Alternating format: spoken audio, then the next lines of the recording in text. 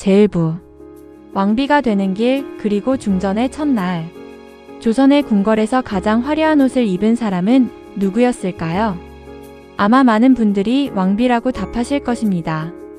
화려한 대례복과 보석으로 장식된 족들이 수많은 궁녀들의 시중 궁궐의 중심에서 살아가는 삶. 겉으로 보기에는 누구나 부러워할 만한 자리처럼 보입니다. 하지만 조선의 왕비는 단순히 왕의 아내가 아니었습니다. 왕비는 한나라의 국모였고 왕실의 질서를 책임지는 최고 여성 지도자였습니다.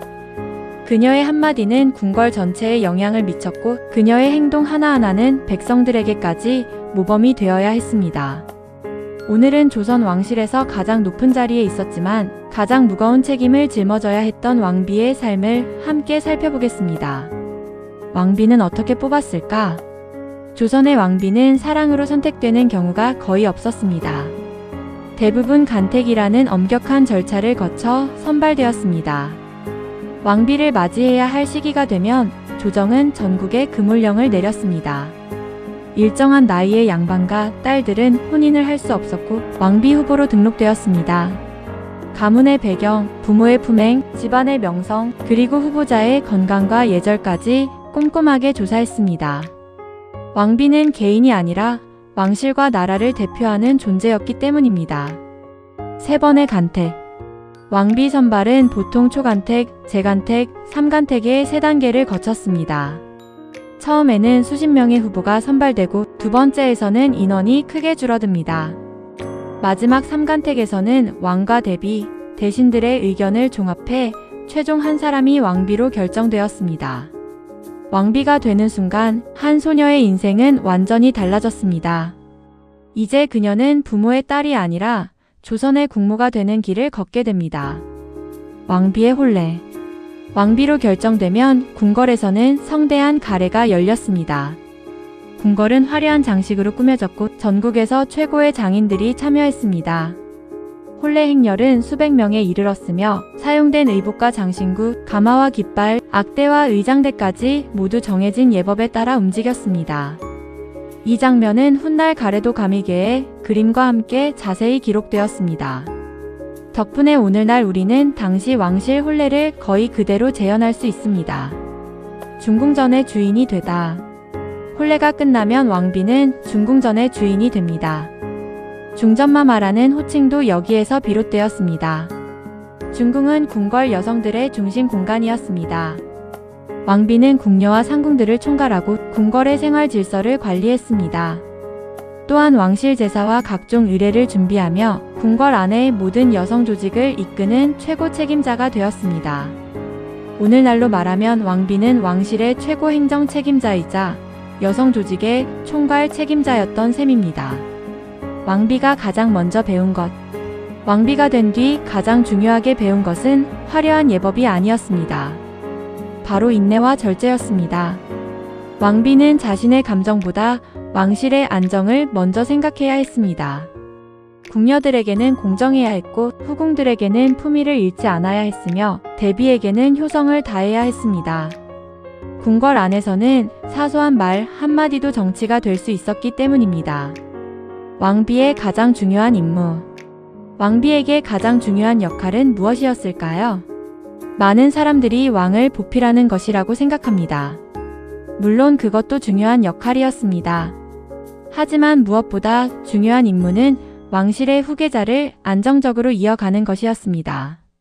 왕세자를 낳고 건강하게 성장시키는 일은 국가의 미래와 직결되었습니다. 왕비가 오랫동안 아들을 낳지 못하면 조정에서는 후궁을 들이는 문제를 논의하기도 했습니다. 이 때문에 왕비들은 큰 심리적 부담을 안고 살아야 했습니다. 왕비도 외로운 사람이었다. 화려한 비단옷과 넓은 궁궐. 그러나 왕비에게는 자유가 거의 없었습니다. 친정의 마음대로 갈 수도 없었고 친구를 만날 수도 없었습니다. 왕과 함께하는 시간도 생각보다 많지 않았습니다. 왕은 하루 종일 국정을 돌보았고 왕비 역시 궁궐의 수많은 일을 관리해야 했습니다. 궁궐은 수천 명이 함께 사는 공간이었지만 왕비는 그 안에서 누구보다 외로운 사람이 되기도 했습니다. 왕비는 정치와도 멀지 않았다. 조선은 원칙적으로 후궁이나 왕비가 정치에 개입하는 것을 경계했습니다. 그러나 현실은 조금 달랐습니다. 왕이 어린 나이에 즉위하거나 건강이 좋지 않을 경우 왕비나 대비가 중요한 역할을 맡기도 했습니다. 특히 대비가 수렴청정을 하는 경우에는 국가 운영에 큰 영향을 미치기도 했습니다. 왕비는 정치의 중심에 서지 않으려 했지만 때로는 시대가 그녀를 정치의 한가운데로 불러내기도 했습니다. 다음 이야기. 왕비는 대비와 어떤 관계를 맺었을까요? 후궁들과는 어떻게 지냈으며 세자빈을 어떻게 교육했을까요? 또 문정왕후와 인현왕후, 명성황후처럼 역사에 큰 흔적을 남긴 왕비들은 어떤 삶을 살았을까요? 다음 제2부에서는 궁궐 여성들의 질서와 왕비의 인간적인 삶, 그리고 역사 속 왕비들의 이야기를 함께 살펴보겠습니다. 제2부. 대비와 후궁 사이, 왕비는 어떻게 궁궐을 이끌었을까? 왕비는 궁궐에서 가장 높은 여성의 자리였습니다. 하지만 궁궐에는 왕비만 있었던 것이 아닙니다. 왕의 어머니인 대비가 있었고 왕의 후궁들이 있었으며 훗날 왕비가 될 세자빈도 있었습니다. 수백 명의 궁녀와 상궁들까지 더하면 궁궐은 하나의 작은 도시와 같았습니다. 왕비는 이 모든 사람들 사이에서 질서를 유지해야 했습니다. 오늘은 왕비가 살아야 했던 궁궐의 인간관계를 함께 들여다보겠습니다. 대비는 왕비보다 높은 존재였다. 왕비가 아무리 국무라 하더라도 왕의 어머니인 대비 앞에서는 예를 다해야 했습니다. 조선은 효를 국가의 가장 중요한 덕목으로 삼았습니다. 왕도 대비에게 문안을 드렸고 왕비 역시 아침 저녁으로 안부를 살피며 예를 올렸습니다. 궁궐에서 가장 높은 여성은 왕비가 아니라 대비인 경우가 많았습니다. 왕비는 국무였지만 동시에 며느리이기도 했습니다. 왕비와 후궁의 관계. 사극에서는 왕비와 후궁이 끊임없이 다투는 모습이 자주 등장합니다. 실제로 갈등이 있었던 사례도 적지 않았습니다. 하지만 원칙적으로 왕비는 후궁들을 관리하고 이끄는 책임자였습니다. 후궁들은 품계에 따라 생활 공간과 예우가 달랐고 왕비는 이들이 궁중 예법을 지키도록 감독했습니다. 왕비는 개인적인 감정보다 궁궐의 질서를 우선해야 했습니다. 그러나 왕의 총애가 특정 후궁에게 쏠리거나 후계자를 둘러싼 문제가 생기면 긴장이 높아지기도 했습니다. 세자빈을 가르치는 스승. 왕세자가 혼이 나면 세자빈이 궁궐에 들어옵니다. 세자빈은 장차 왕비가 될 사람이었습니다. 왕비는 세자빈에게 궁중 예절과 제사 절차, 궁녀를 다스리는 방법, 왕실 여성으로서 갖추어야 할 품위를 직접 가르쳤습니다.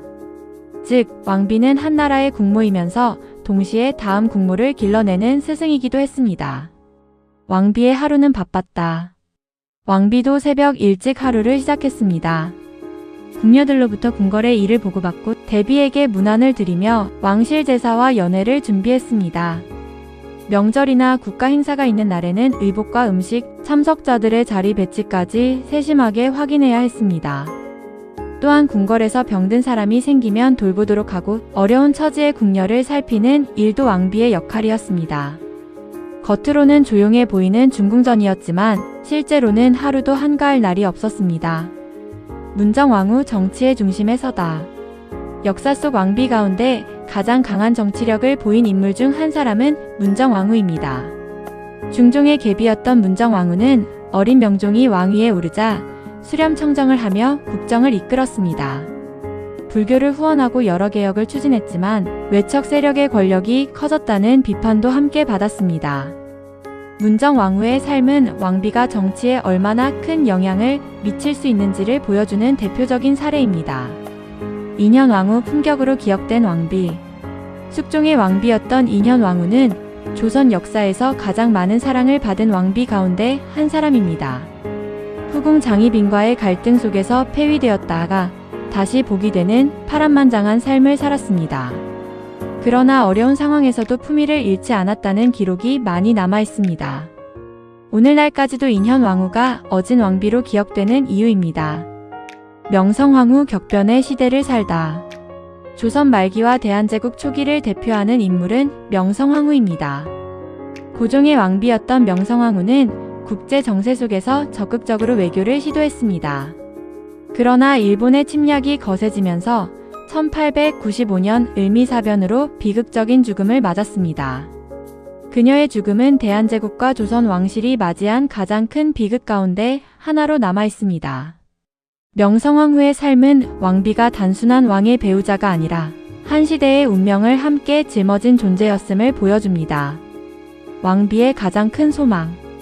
역사 속 왕비들은 서로 다른 시대를 살았지만 공통된 바람이 하나 있었습니다.